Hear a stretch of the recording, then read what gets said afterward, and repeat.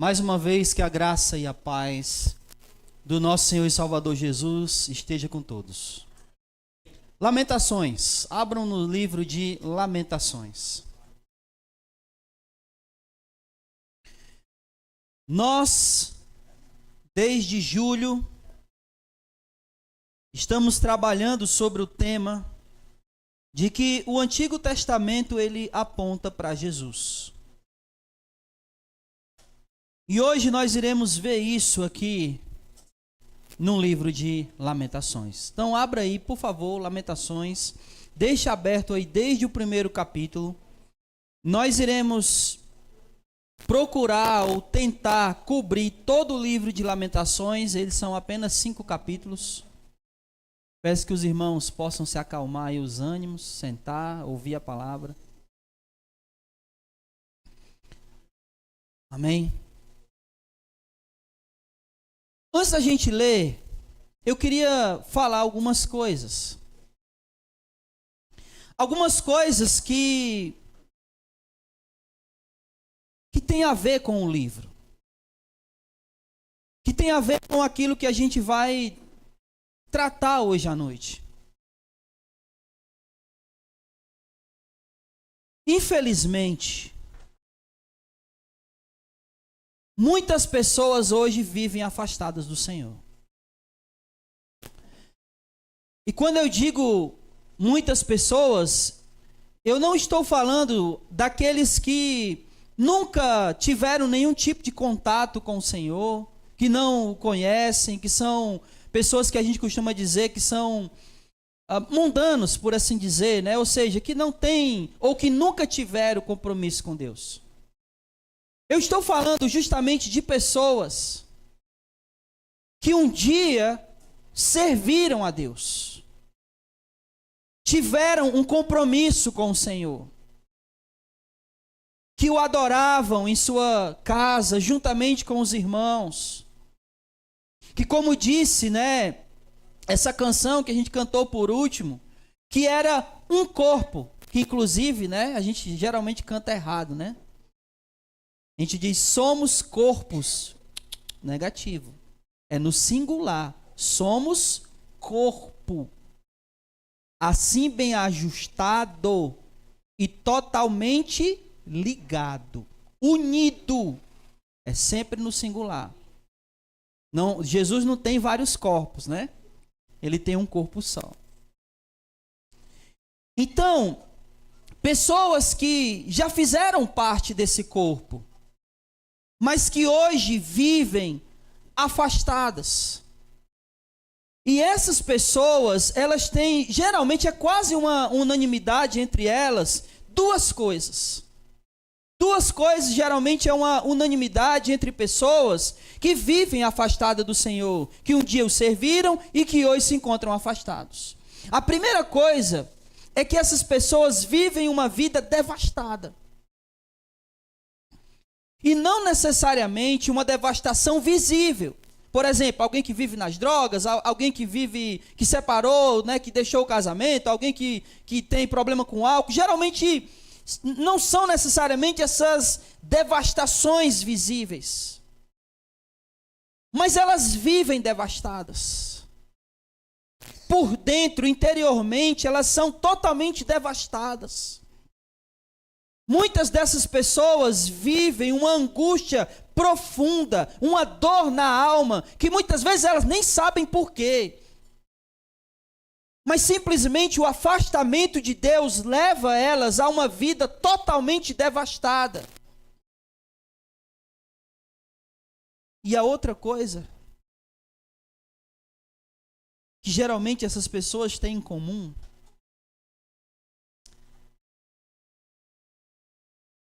é que elas sentem saudade do tempo em que elas viviam para o Senhor. Elas lembram e pensam como era bom. Como era maravilhoso quando a gente estava ali cantando e adorando o nome do nosso Deus. E apesar de devastadas, elas sentem saudade de uma época em que elas eram felizes. E eram felizes porque adoravam o Senhor. O livro de Lamentações é meio que isso, irmãos. É um povo que se afastou de Deus. E por causa disso houve uma devastação enorme naquela nação. E quando a gente fala nação, a gente está falando aqui do reino de Judá, o reino do sul, que foi levado cativo pela Babilônia. E depois de viver essa devastação que estava acontecendo ali naquela cidade, que estava totalmente devastada, ela tinha sido invadida pelo Império Babilônico. Eles tinham destruído casas, derrubado os muros, enterrado portões, derrubado a maior expressão de adoração a Deus, que era o templo de Jerusalém. Não havia mais nada, não havia profetas, não havia sacerdotes. As pessoas estavam passando fome. Elas foram saqueadas.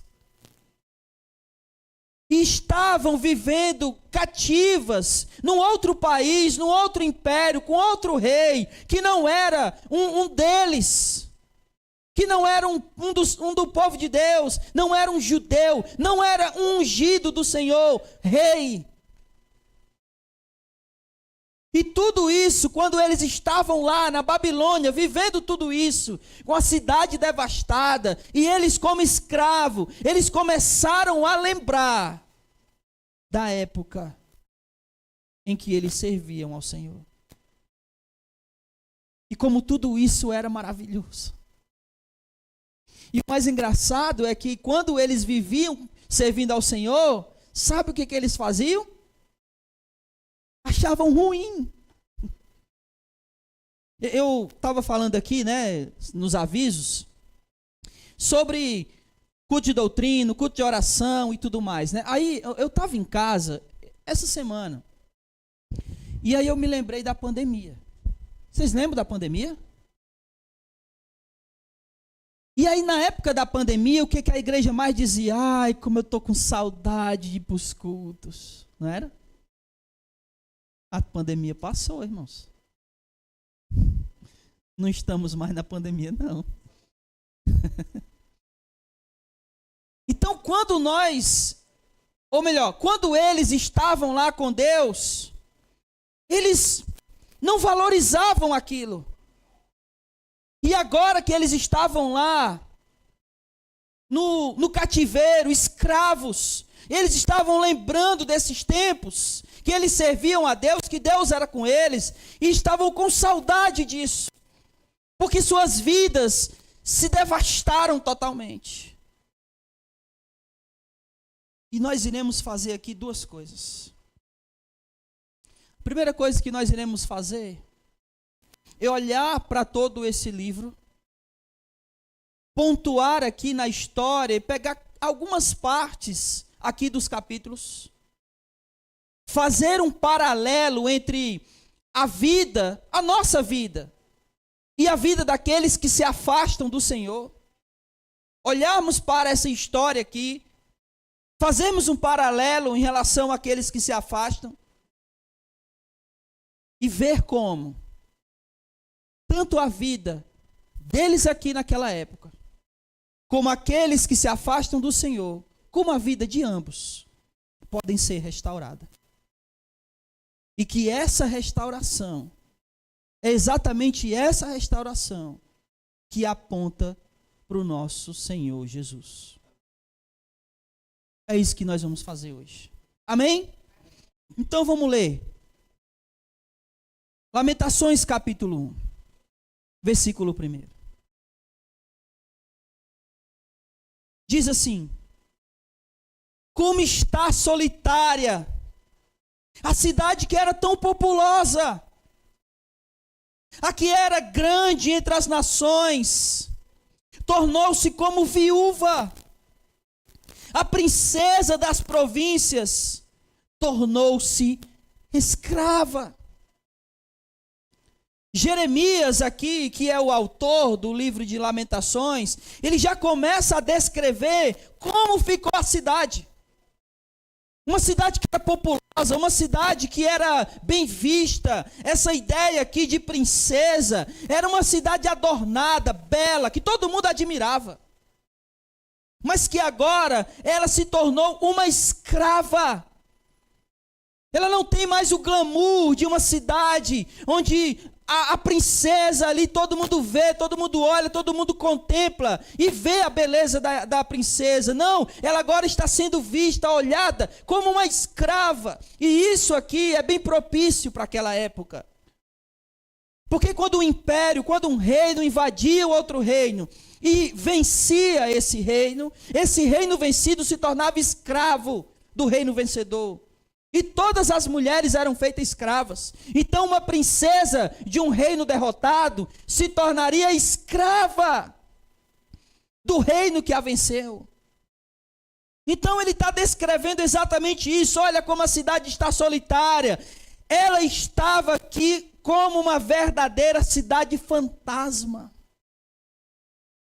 Não tinha pessoas, devastada. Porque o Império Babilônico entrou lá e devastou tudo. Quebrou o templo, quebrou muros, enterrou portas, quebrou casas, incendiou casas, matou pessoas. E levaram muitos dos filhos de Israel como escravos para a Babilônia. E foi nessa época aqui que foi um dos profetas que a gente conhece bastante, né? Como é o nome dele? Foi para a Babilônia? Daniel. Daniel foi um dos que foram levados cativos aqui. E por que é que eles foram levados cativos? Vamos lá, versículo 2. Chora amargamente de noite, e as lágrimas escorrem pelo rosto. Nenhum dos teus amantes consegue consolá-la. Todos os seus amigos a traíram, tornando-se inimigos. Olha que nós precisamos entender a linguagem aqui de Jeremias, porque uma coisa que eu esqueci de falar para vocês. O livro de Jeremias são 5 poemas como se fossem lamentações. São 5 poemas, cada capítulo é um poema. E são poemas feitos com lamentos. E esse lamento é justamente pelo fato deles estarem lá escravizados na Babilônia. Então Jeremias, ele está aqui de maneira poética, dizendo, olha, nenhum dos teus amantes consegue consolá-la. Que amantes? Quem eram os amantes aqui do povo de Israel? Por que é que eles haviam sido levados cativos? Por que é que Deus permitiu que eles fossem invadidos, mortos, muitos deles, e os seus filhos e mulheres levados como escravo para a Babilônia? Quem eram os amantes? Que não podiam consolá-los agora. Quem, meus irmãos? Os deuses, os ídolos, que no Antigo Testamento Deus compara a idolatria com adultério. Porque o povo de Deus é como se fosse a esposa dele. E todas as vezes que ela adorava ídolos, ela adulterava com eles. E agora ele está dizendo, os teus amantes, ou seja, os deuses que você serviu, que fizeram que você tivesse ido para aí, eles não te consolarão. Porque eles não te tirarão daí. E ele vai dizer, todos os seus amigos atraíram. E isso aqui, irmãos, é algo, sabe, tão real na vida daqueles que abandonam a Deus, que trocam a Deus por ídolos. Não, sabe, ídolos de madeira, de pedra. Mas um ídolo é tudo aquilo que ocupa o meu lugar, ou melhor, o lugar do meu coração, que só pertence a Deus. Então, às vezes, eu coloco no lugar de Deus, que é lá no meu coração, que é o lugar de Deus, eu coloco dinheiro, eu coloco prazeres, eu coloco mulheres, eu coloco amigos, que podem me levar e me afastar do Senhor. Mas esses ídolos que me levaram, e que agora me fazem estar longe dele, não podem me consolar. Não podem fazer com que o meu coração se alegre quando a minha vida estiver devastada por estar longe. Nenhum amigo vai poder fazer aquilo que só Deus pode fazer. Cadê eles? Olha só o versículo 2. Seus amigos atraíram, tornando-se teus inimigos. Quantos não são levados por amigos, por amizades, a fazerem coisas que os afastam de Deus, e uma vez que eles estão afastados de Deus, aonde vão os amigos? Somem.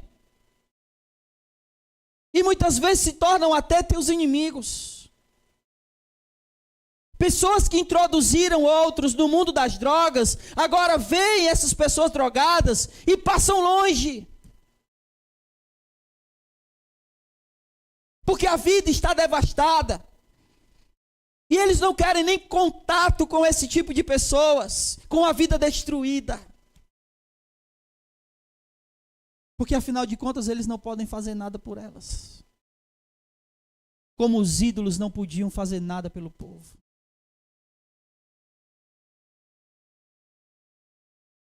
É algo muito real, irmãos. Que aconteceu com aquele povo e acontece hoje. Mas vamos continuar lendo. Vamos lá. Versículo 3. Judá foi para o cativeiro. Sofrerá aflição e cruel servidão. Ora, por que é que eles foram para o cativeiro? Porque eles pecaram. E aí a gente viu apenas um desses pecados, que foi a idolatria. A gente vai ver outros daqui a pouco, que eles cometeram também. Mas o fato é que esses pecados foi o que tornou eles escravos. E nessa escravidão, o texto está dizendo que eles vão ter aflição e cruel servidão. Fazendo um paralelo com pessoas que se afastam. O que levam elas a se afastar de Deus?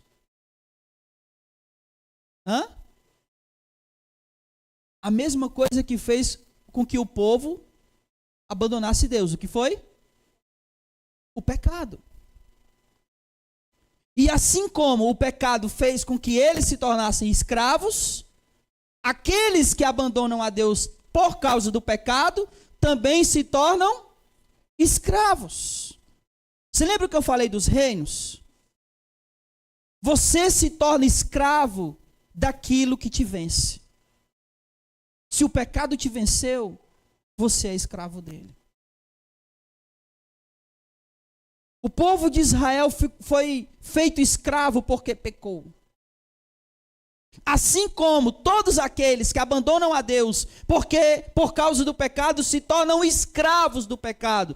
Paulo vai discorrer sobre isso no livro de Romanos. Todos aqueles que são vencidos pelo pecado se tornam escravos do pecado. Versículo 4. Os caminhos de Sião pranteiam, pois ninguém vem para a assembleia solene, ou seja, as reuniões estão vazias. Por quê? Porque o povo abandonou a Deus e se tornou escravo do pecado. Todas as suas portas estão destruídas, não há mais segurança. Eles estão totalmente desprovidos de qualquer tipo de segurança que antes era dada por Deus. Seus sacerdotes gemem, suas virgens estão tristes, elas mesmas sofrem amargamente. Versículo 5, seus adversários dominam, seus inimigos prosperam, porque o Senhor afligiu por causa das suas muitas transgressões. Seus filhos marcham para o cativeiro. Versículo 6. Toda a beleza da cidade de Sião já não existe. E é incrível como quando alguém entrega a vida para Jesus, você consegue ver no semblante dessa pessoa a beleza de Cristo. Amém? É como se o rosto dessa pessoa brilhasse. Mas essa mesma pessoa que o rosto brilha por causa de Jesus, ela murcha, ela seca. E essa beleza de Cristo não se vê mais. E aquela vida que havia nela, que trazia toda a beleza, sabe? Aquela vida bela, acaba. Porque a morte é feia. E nos afastarmos de Deus é o mesmo que morrer. Por isso ele está dizendo, olha, seus filhos marcham para o castigo e toda a beleza da cidade de Sião já não existe. Versículo 7.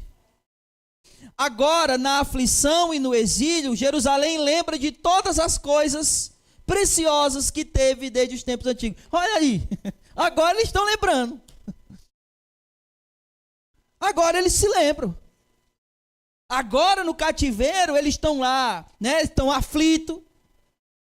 Eles estão com o coração pesado, aí eles vão lembrar de todas as coisas preciosas que eles tiveram, que Deus proporcionava. Mas enquanto eles estavam na terra lá, no reino, eles não sabiam disso, não valorizavam isso. É aquela história que a gente costuma dizer, né? A pessoa só valoriza quando já não estavam mais com Deus, Deus já não estava mais com eles, e agora eles estavam escravos. E agora, por causa dessa aflição, eles estão lá, como era bom naquele tempo que eu estava com Deus. Que é o que acontece com muitos também, que se afastam. E que depois que estão vivendo uma vida devastada, né? Começam a lembrar como era bom, como eu tinha, sabe, Deus, como as coisas eram boas para mim, apesar das dificuldades.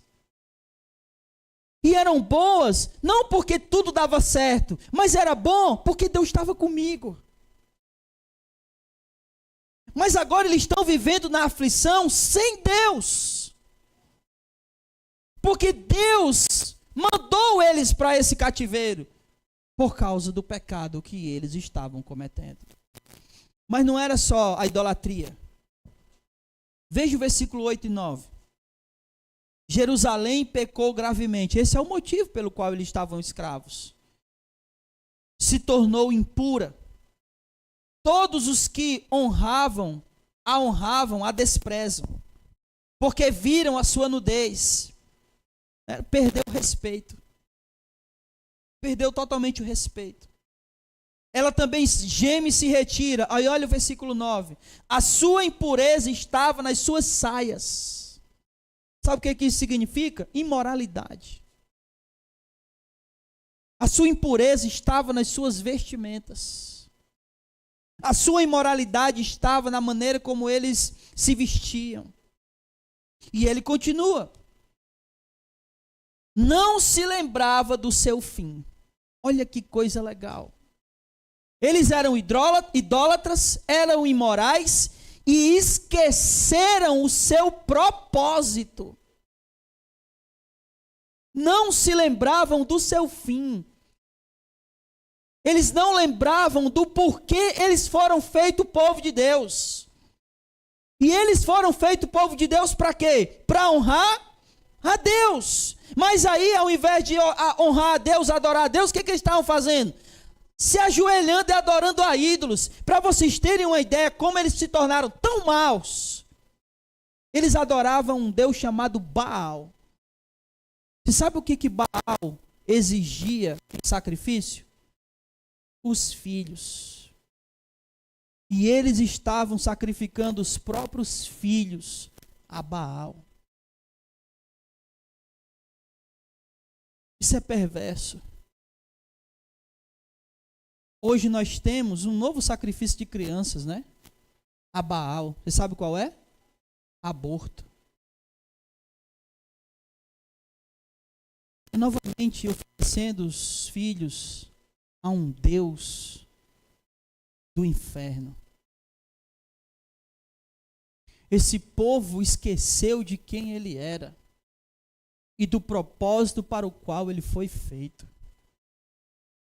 Todas as vezes que alguém se afasta de Deus, ele vive assim, na imoralidade, e ele vive esquecendo do propósito para o qual Cristo entrou na vida dele.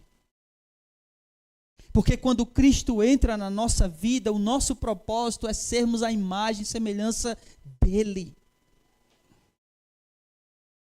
E quando nos afastamos, esse propósito some da nossa mente. Não lembramos mais quem nós somos, quem nós éramos, ou para o que nós fomos salvos. Isso é o que aconteceu com esse povo. E por causa disso, eles foram levados cativos. Irmãos, esse livro ele é tão maravilhoso, a gente podia ficar só no capítulo 1. De tão, tão tremendo que é isso aqui. De quão isso é tão parecido com os nossos dias. Porque o povo de Deus sempre foi povo. Sempre rejeitou a Deus, mesmo tendo tudo. Basta vocês lembrarem, por exemplo, da semana passada que foi pregado aqui sobre a serpente no deserto. Olha que coisa maluca na cabeça desse povo. Era um povo que não trabalhava, tinham que comer, tinham que vestir, tinham que beber no deserto. Todo dia caía pão do céu. Aí eles acharam ruim porque era só pão. Aí Deus fez cair carne, né, as aves lá. Aí todo dia era pão e carne, né? Era o McChicken, né?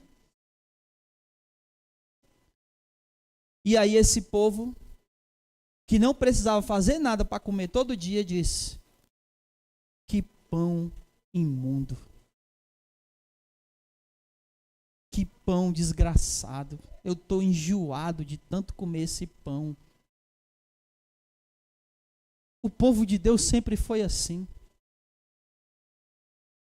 Reclamando de barriga cheia.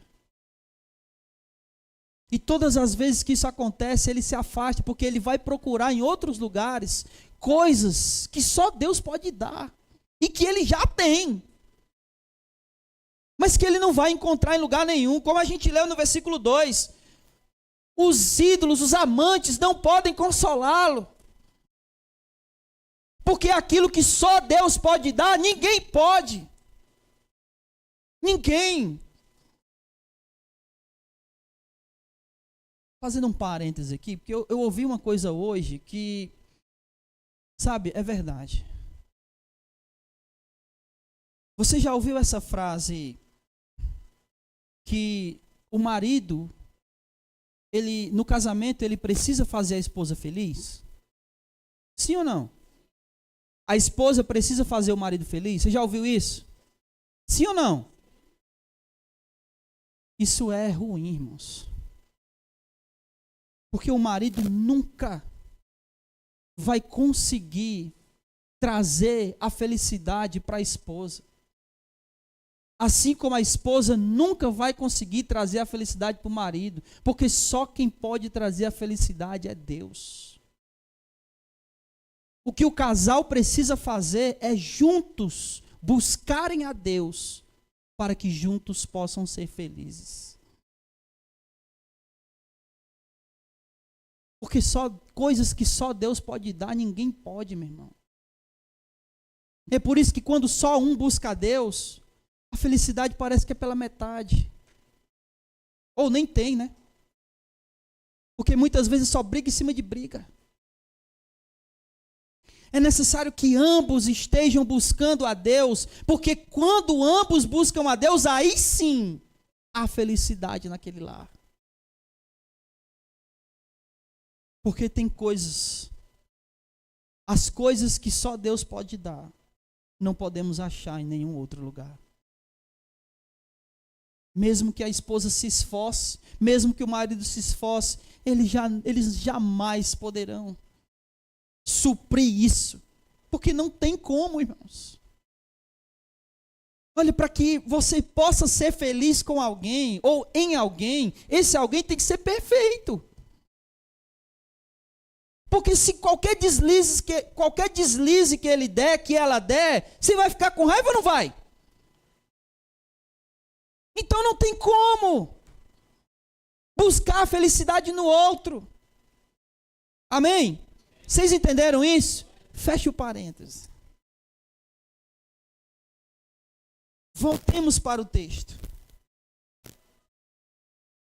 Versículo 10. O adversário saqueou todos os seus tesouros. Ela viu quando as nações que impediste de entrar na tua assembleia invadiram o seu santuário. Eles entraram na cidade e levaram tudo aquilo que para eles era valioso. A começar pelas famílias, a começar pelos filhos, e depois levaram os bens. Quando nós nos tornamos escravos do pecado, o pecado que nos aprisiona nos leva embora tudo aquilo que nós valorizamos. Família, filhos e bens. Porque agora não vivemos mais para o Senhor. Quando Ele, ou quando nós nos afastamos dele. E tudo que é valioso para nós é perdido. Quantas pessoas a gente conhece assim, irmãos? Que se afastaram de Deus e perderam família. Perderam filhos por causa do pecado. E muitos até perderam a própria vida por causa do pecado. Você já deve ter notado, né? E eu não vou mais continuar no capítulo 1, senão a gente vai ficar até 10 horas aqui. Mas o que vai acontecer daqui para frente é que o povo, ele vai falar, aliás, o profeta vai continuar falando aqui, que a ira de Deus que caiu sobre eles, que é exatamente esse cativeiro que eles foram levados, tudo isso é justo. Do versículo 12 até o versículo 15, ele vai falar sobre esse juízo de Deus que cai sobre eles e que é justo. E é justo por quê? Porque eles pecaram. Eles abandonaram a Deus. E a mão do Senhor simplesmente saiu de cima deles. Deus não precisou fazer mais nada, apenas tirar a mão de cima deles, para que a proteção fosse tirada e tudo de ruim acontecesse com eles. Mas foram eles que buscaram os ídolos. Não foi o Senhor que os empurrou para os ídolos. Não foi o Senhor que os empurrou para o pecado. Foram eles que foram atrás.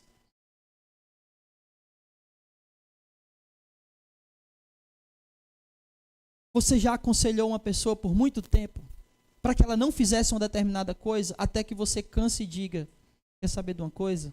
Faça. Já ou não? Não é isso que você quer? Faça. É o que Deus fez com a nação.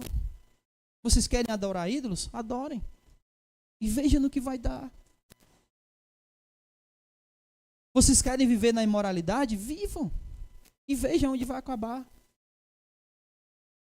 Vocês querem viver assim? Façam. Vocês querem viver para vocês mesmos? Ok. Vamos ver qual é o final. Vamos ver aonde tudo isso vai acabar. O que vocês vão perder? É isso que Deus estava dizendo para aquela nação e é isso que Deus diz para nós hoje. Nós escolhemos. Você quer viver para Deus? Glória a Deus. Você quer viver para você? Vá em frente. E veja no que vai dar. Veja a quem você vai servir. A quem você vai ser escravo. Aonde você vai estar aprisionado. O que você vai ter a perder. Vá em frente. E tudo isso não é porque Deus é injusto, não. Pelo contrário, Ele é justo. Não é isso que você quer?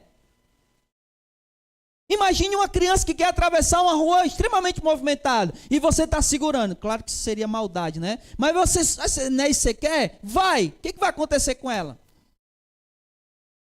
Ela vai morrer. Claro que a gente não vai fazer isso, obviamente, né?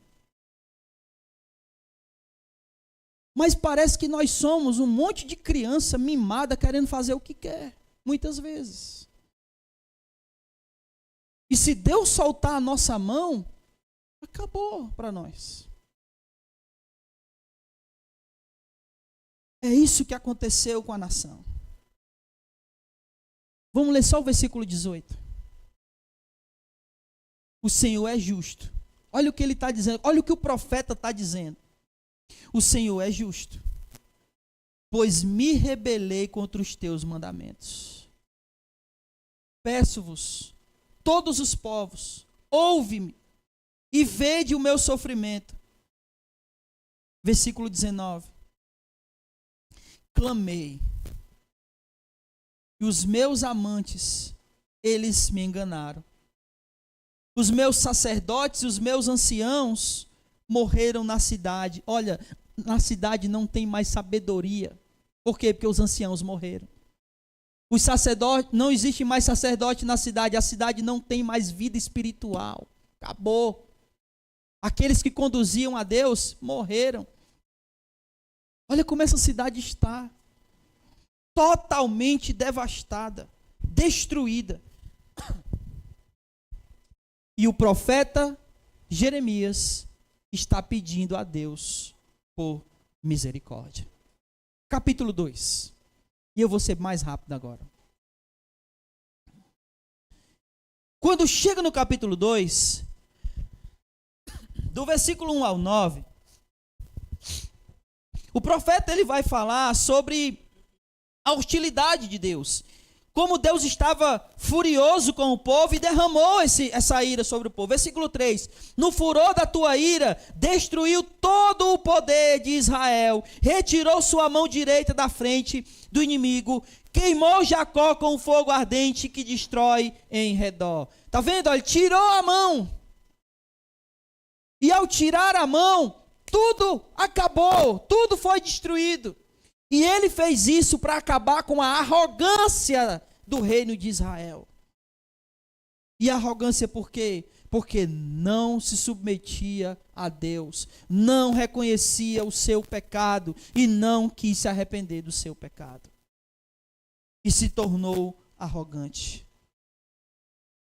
E aí ele vai falar, versículo 4, que Deus armou o arco contra eles, e aí ele diz uma coisa muito, muito pesada aqui no versículo 4. Armou o seu arco como inimigo. Versículo 5. O Senhor se tornou como inimigo. Quem, em sã consciência, iria querer Deus como inimigo? Mas o fato é que todas as vezes que nós escolhemos o pecado, nós somos inimigos de Deus. Tiago vai dizer isso. O amor ao mundo, a amizade ao mundo, é inimizade contra Deus. E aqueles que vivem para o pecado tornam-se inimigos de Deus. Continuando, meus irmãos. Versículo 7. Aliás, vamos mais para frente. Do versículo 10 para frente, ele vai falar sobre o que tudo isso proporcionou para o povo, né? Fome, sofrimento e tudo mais. Mas eu gostaria de ler o versículo 14. Porque o versículo 14, ele vai falar sobre verdadeiros profetas, ou melhor, sobre os falsos profetas. E ele vai dizer que foi por causa dos falsos profetas que eles estão nessa situação.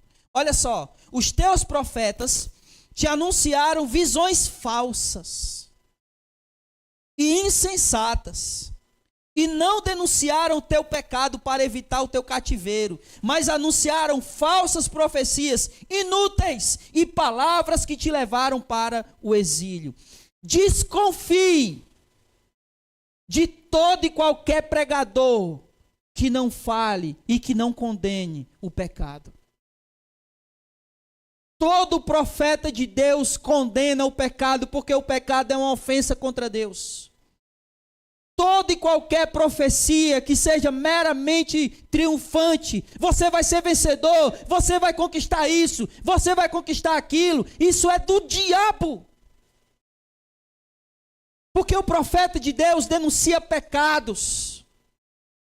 E quando o profeta de Deus deixa de fazer isso, o povo dele fica à mercê de se tornar escravo do pecado. É isso que ele está dizendo. Os teus profetas profetizaram coisas falsas, coisas inúteis e vãs que te levaram ao exílio, à escravidão.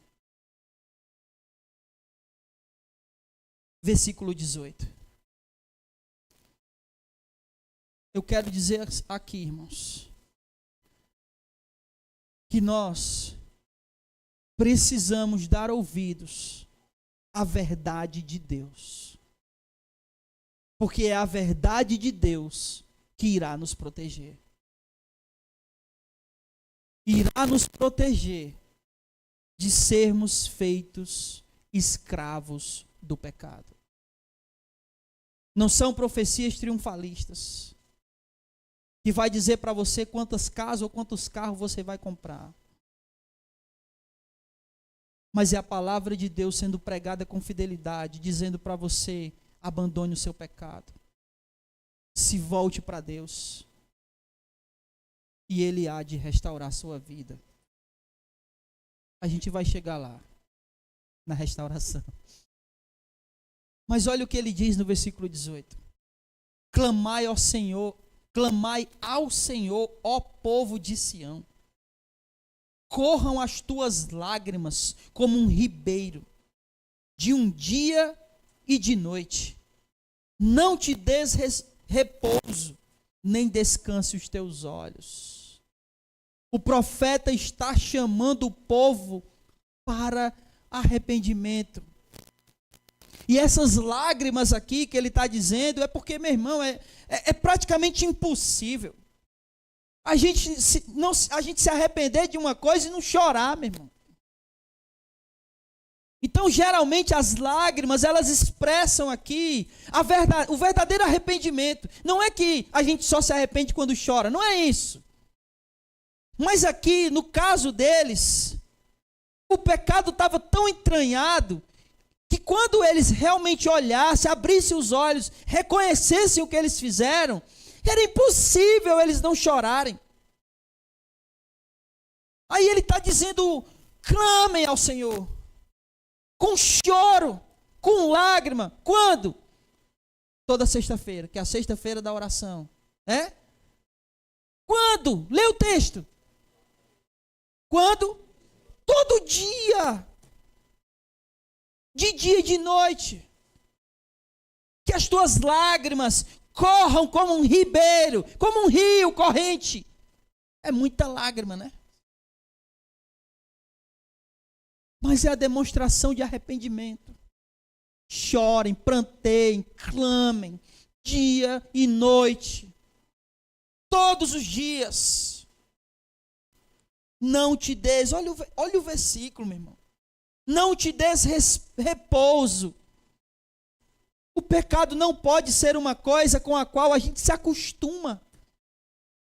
Que a gente repousa, estamos lá tranquilos, estamos pecando, estamos vivendo pecado, mas estamos tranquilão. Sabe, é uma coisa que não dá para discernir, para entender. Quando alguém está afastado de Deus e você pergunta para ela, está tudo bem? Ela, está tudo bem. Não está. Como é que pode estar bem sem Deus? Longe dele. Sem congregar. Não dá. E eu não estou falando, obviamente, né, como no caso da Nice, que não estava podendo vir, né, Nice? Eu estou falando de quando a gente pode, meu irmão. Mas escolhe não vir. Porque é cômodo ficar em casa, não é? É cômodo. Mas continuando. Capítulo 3. Eu disse que ia ser mais rápido. No capítulo 3, ele começa a falar aqui. O profeta começa a dizer, olha o versículo 1, eu sou homem que viu a aflição causada pela vara do teu furor. E aí ele vai descrever que o próprio povo está aflito. Que ele vai descrever várias e várias aflições aqui. Né? Olha só, versículo 19, lembra-te da minha aflição e da amargura. Olha o versículo 15. Enche-me de amarguras, fartou-me de absinto. Versículo 16, quebrou os meus dentes com pedrinhas de areia. Ele está falando de várias coisas que causam aflição. Aí ele chega no versículo 21 e diz, mas eu quero lembrar daquilo que pode me dar esperança. Muito embora a gente esteja lembrando aqui das aflições, eu quero lembrar o que pode me trazer esperança. Porque lembre-se, eles estavam aonde? Na Babilônia. Como o quê? Como eles estavam fazendo turismo, não era? Escravos. Aflitos. Longe de casa. Muitas dessas pessoas aqui perderam pai, mãe, irmãos. Foram levados como escravos. Aí ele diz, olha, nós estamos aflitos, o Senhor fez tudo isso aqui com a gente. Mas eu quero me lembrar, do que pode me trazer esperança. E aí ele começa a lembrar do que pode trazer esperança. Versículo 22, a bondade do Senhor é a razão de não sermos consumidos, porque as suas misericórdias não têm fim e se renovam a cada manhã, grande é a tua fidelidade. Eu quero me lembrar disso, meu irmão. Eu quero me lembrar que Deus é bom. Eu quero me lembrar que Ele é misericordioso, mesmo eu estando aflito. Mesmo eu estando numa situação de escravidão pelo pecado. De abandono de Deus, que eu abandonei Deus. Mesmo estando aí, assim, eu quero lembrar que Deus é bom. Que Ele é misericordioso. Que a sua bondade, que a sua misericórdia se renova a cada manhã e que a fidelidade dele é grande. Eu lembro aqui, né, do jovem lá que foi embora, né, da parábola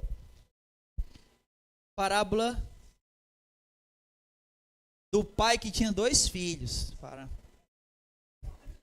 Não é do filho pródigo.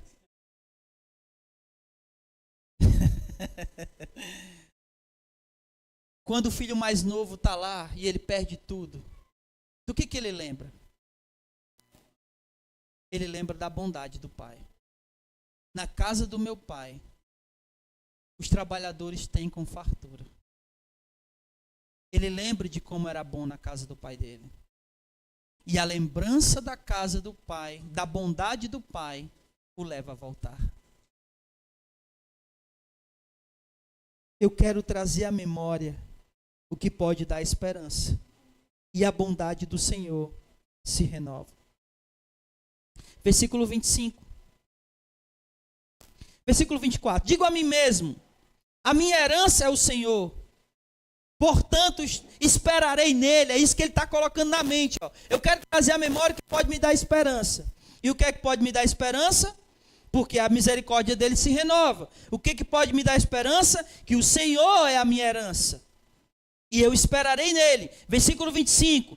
Bom é o Senhor para os que esperam nele. Versículo 26. Bom é ter esperança e guardar tranquilo a salvação no Senhor. 27. Bom é para o homem suportar o jugo na sua juventude. É isso que ele vai trazer à memória. Que o Senhor é bom.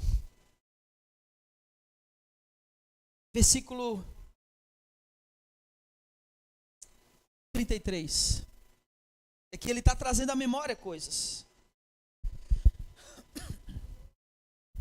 Ele diz assim: porque não lhe agrada afligir nem entristecer os filhos dos homens. A aflição do povo de Deus não agrada a Deus.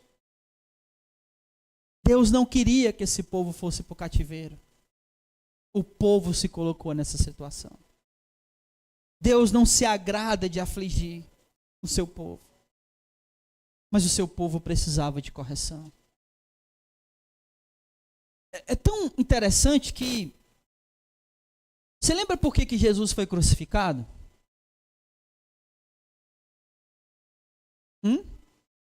Qual foi a acusação dele? É isso que eu estou perguntando. Qual foi a acusação que levou Jesus a ser crucificado? Blasfêmia. Quando o povo volta do cativeiro, aqui desse cativeiro aqui, que ele volta. Ele volta ainda como escravo, mas ele volta. Volta para a terra. O livro de Esdras e Neemias é a volta do povo para cá. Então, quando o povo volta, ele entende o seguinte: por que a gente foi escravo lá na Babilônia? Porque a gente adorou deuses. Então, toda e qualquer menção a qualquer adoração que não seja a Deus, eles não permitiam. Aí chega Jesus, exigindo praticamente ser adorado.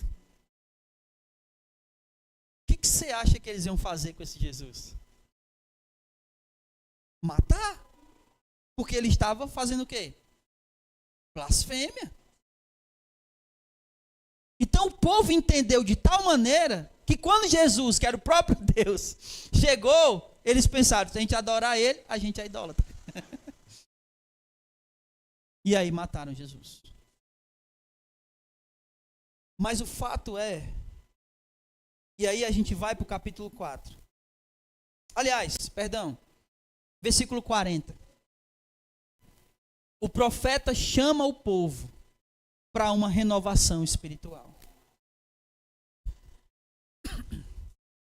Ele diz o seguinte, versículo 40. Examinemos os nossos caminhos, vamos prová-los e voltar para o Senhor. Levantemos o coração e as mãos para Deus do céu, dizendo: nós transgredimos e fomos rebeldes, e tu não perdoastes. Tu te cobristes de ira e nos perseguistes, matastes, não tivestes piedade.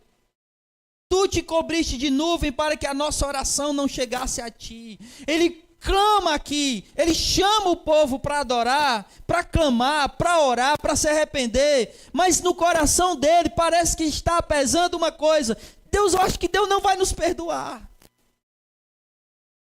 porque a gente foi muito mal, a gente adorou outros deuses, talvez Deus nem esteja ouvindo as nossas orações, pensavam eles, o que não era verdade. Mas eu quero que você vá para o capítulo 4. E o povo diz uma coisa aqui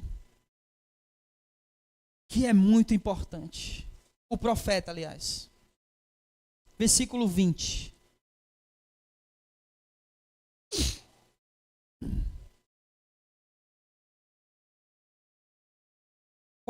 Capítulo 4, versículo 20. Diz assim: ungido do Senhor, o fôlego da nossa vida, foi preso nas covas deles, o mesmo de quem dizíamos, debaixo da sua sombra viveremos entre as nações. Ungido do Senhor. Eles estão dizendo o seguinte: olha, o ungido do Senhor foi levado preso e agora está preso lá nas masmorras. Ele era o ungido do Senhor, ele era o nosso fôlego de vida. Nós vivíamos por causa dele. Nós vivíamos debaixo da sombra do ungido do Senhor. E quem era o ungido do Senhor que ele estava falando aqui? Eu ouvi. Não. Não. Alguém falou lá atrás, eu ouvi. Vô? Fala, vô, pode falar. Era o rei. Tá certo, vô, era o rei. O rei era o ungido. E esse rei tinha sido levado cativo. Estava lá, preso, nas masmorras da Babilônia. O povo está dizendo que esse ungido, o rei, era ele que era aquele que dava a eles o fôlego de vida, ou seja, eles viviam por causa dele. E o povo vivia debaixo das suas sombras. Ele protegia o povo, porque ele era ungido do Senhor. Mas esse ungido do Senhor agora estava preso. Porém, aqui tem uma verdade maravilhosa. É o ungido do Senhor que dá o fôlego de vida.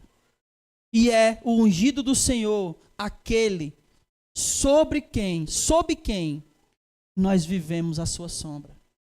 E o ungido do Senhor é Jesus.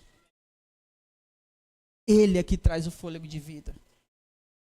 Ele é aquele que nós estamos debaixo das suas asas. E ele é aquele que nos protege. Deus havia prometido para Davi que não lhe faltaria sucessor no trono. Mas agora aqui, o sucessor dele, o rei ungido, estava preso. Mas Deus iria restaurar. Porque era promessa. E Deus cumpre a promessa dele. E esse ungido que viria restaurar o reino, ele veio. Capítulo 5, para a gente finalizar.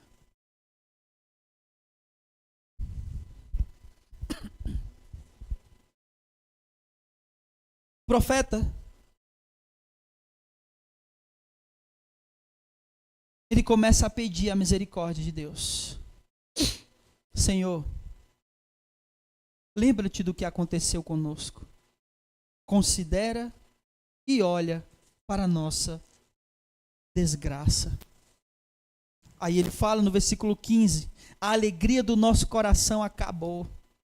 Nossa dança converteu-se em lamentação.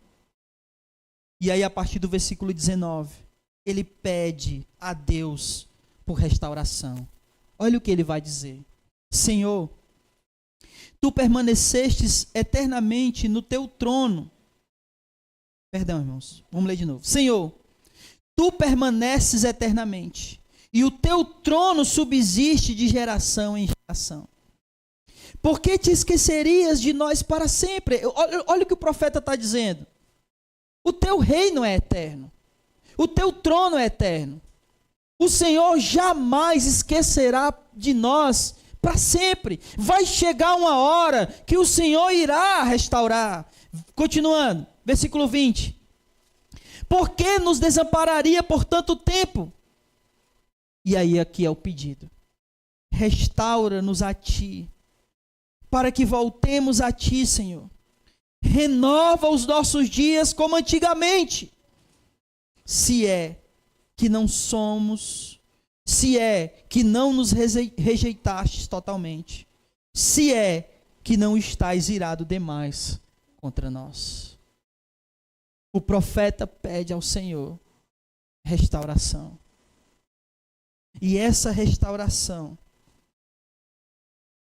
ela viria através do ungido de Deus, do nosso Senhor e Salvador Jesus, que restaurou o reino, mas não mais um reino terreno. Como ele diz, o meu reino não é deste mundo. Mas ele restaurou o seu reino. E agora, por causa dele, não faltará sucessor a Davi, como ele prometeu. Porque Jesus é filho de Davi. Ele é o leão da tribo de Judá, da raiz de Jessé, o pai de Davi. Então ele é esse rei. Só que não mais um rei de um reino que não mais será invadido. De um reino que não mais será destruído. De um reino que jamais agora faltará sacerdote. Mas cabe ao povo dele ouvir atentamente a verdade dele, através dos verdadeiros profetas, para não se deixarem enganar e serem levados como cativos para o pecado, e assim se afastem de Deus. Mas eu quero dizer uma coisa para todos nós: ainda que os nossos pecados nos levem para longe, mas bem longe, se nos arrependermos, Deus nos receberá de volta e nos restaurará a nossa vida, e voltaremos a viver como vivíamos antes, na casa dele, debaixo da graça e da proteção dele, como se nunca tivéssemos saído. Mas é preciso que a gente ouça a voz do Senhor, porque é aqui, nesse exato momento, que essa história aponta para Jesus. O profeta não viu a restauração do reino, ele morreu antes. Mas o reino de Deus foi restaurado em Cristo Jesus. Porque Jesus, lembra do que eu disse? Que aquilo que só Ele pode fazer, você não vai encontrar em ninguém. Porque só Jesus era capaz de restaurar esse reino. Só Ele. E Ele veio. E Ele restaurou. E esse reino agora é eterno.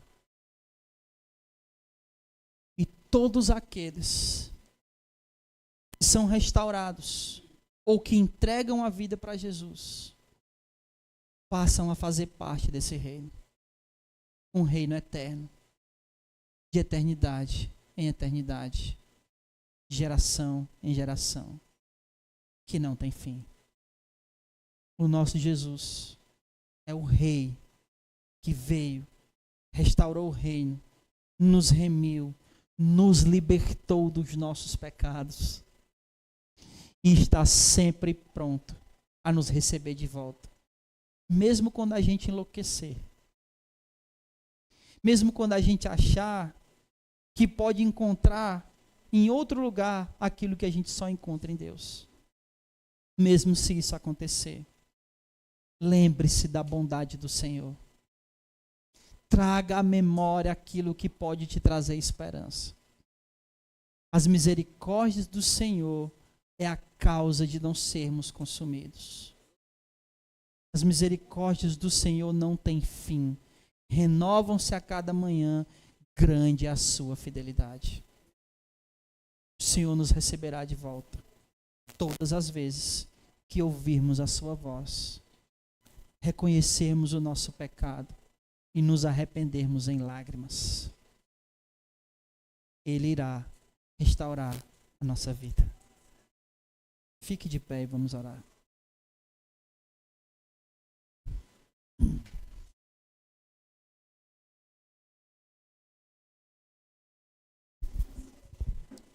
Como eu disse no começo, muitas pessoas hoje em dia vivem afastadas dele, devastadas e destruídas pelo pecado. E que talvez hoje elas lembrem de quando elas faziam parte do povo, né? Quando elas eram um reino de sacerdotes. O que a gente precisa fazer como verdadeiros profetas de Deus é falar para essas pessoas que Deus ainda as recebe. Que Deus ainda as quer de volta. Se elas estiverem dispostas a abandonarem suas vidas de pecado. Reconhecerem que Jesus é prioridade na vida delas. E entregarem suas vidas novamente ao Senhor. Há esperança para a árvore. Lembra desse texto? Se não me engano, 1 Crônicas 7,14. Há esperança para a árvore. Aqueles que são do interior devem ter visto isso muitas vezes, né? Você corta uma árvore, deixa só o tronco, ela seca, né? Mas aí quando começa a chover, ela começa a brolhar. Porque há esperança para a árvore. Porque mesmo quando cortada e no chão secar, o seu tronco e a sua raiz, ao cheiro das águas brotará. E dará ramos como uma árvore nova. Assim são todos aqueles que se arrependem e voltam para o Senhor. Quando as águas que correm do trono, elas nos lavam, nos limpam, e nós bebemos dela, nós voltamos a ser árvores novas, que brotamos e damos frutos. Amado Deus,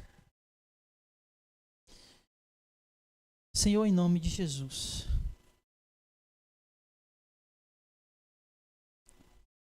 somos conscientes, Senhor, de que muitas vezes a nossa vida não é de acordo com a Tua vontade.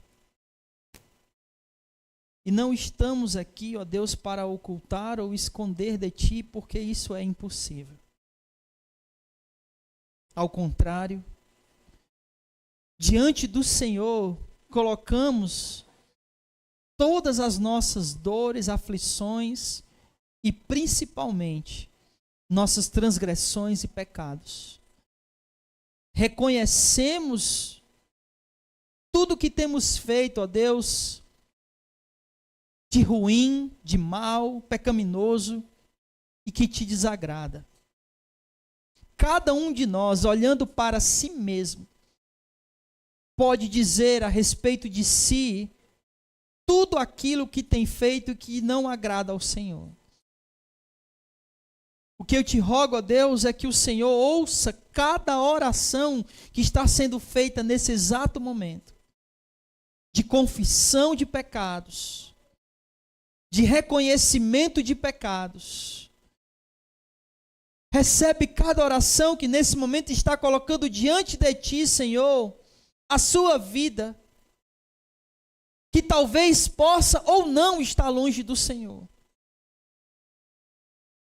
Mas se for o caso, de essa vida, ó Deus, que nesse momento ora a Ti, se for o caso dela estar longe, Senhor, se nesse momento ela se arrepender, Pai, recebe de volta. Porque nós sabemos e temos a certeza, Senhor, que a Tua misericórdia não tem fim. E essa certeza e convicção provém pelo fato de que a Tua própria palavra assim declara. E o nosso Senhor Jesus é essa palavra encarnada, que torna real, que tornou real todas as Tuas promessas. Inclusive, Senhor, incluindo o fato do Senhor restaurar o Teu reino. E nesse reino restaurado, que é eterno, que não tem fim, que jamais passará, o Senhor sempre receberá de volta aqueles que se arrependerem. Aqueles que confessarem, aqueles que reconhecerem suas transgressões e pecados diante do Senhor. Tu és o Deus bondoso, todo-poderoso, um Pai amoroso, que recebe os teus filhos de volta. Que permite, ó Deus, a disciplina e que nos disciplina quando necessário. Mas como um Pai justo que o Senhor é, a tua disciplina, Deus, ela é justa e necessária para nos corrigir e nos trazer de volta, restaurados para o teu reino. Deus, limpa cada coração aqui nessa noite, que nesse momento está ouvindo as orações e que está fazendo essa oração ao Senhor. Vem com teu Santo Espírito neste momento, Senhor, em nome de Jesus, e lava, limpa toda maldade, todo pecado de todos aqueles que verdadeiramente estiverem dispostos a abandonar a vida de pecados e viver para ti, Senhor, e somente para ti. Que nós sejamos lavados pelo lavar regenerador da tua palavra. Que o teu Santo Espírito continue a nos tocar e nos transformar. Porque somente a ti, Senhor, somente o nosso Senhor Jesus é aquele capaz de restaurar a vida do teu povo. Ele veio, ele cumpriu o prometido, morreu, ressuscitou e hoje vive e reina para sempre. Num reino infinito, do qual nós fazemos parte e do qual o Senhor sempre estará disposto a receber aqueles que se arrependerem. Abençoa, Senhor, a cada um de nós, a cada um daqueles que estão aqui, que oraram e clamaram ao Senhor, pedindo perdão pelos seus pecados e pedindo para serem lavados pela tua palavra, pelo teu Espírito. Muito obrigado, Deus, pela palavra do Senhor que foi anunciada e pregada nessa noite, pelo Senhor falar ao nosso coração. Obrigado por esse culto de adoração a ti e esperamos que ele tenha sido agradável ao Senhor. Cada louvor, cada oração, cada adoração tenha subido até o teu trono e que o Senhor tenha se agradado do nosso coração a ti, Pai.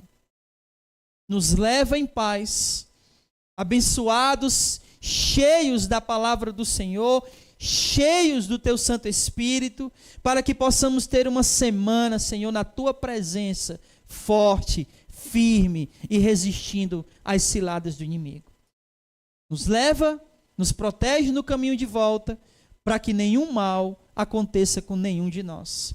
É isso que pedimos e desde já te agradecemos, no nome santo de Jesus. Amém. Louvado seja o nome do Senhor. Vamos em paz, que o Senhor nosso Deus nos abençoe e não saia sem cumprimentar o irmão com a paz do Senhor. Amém.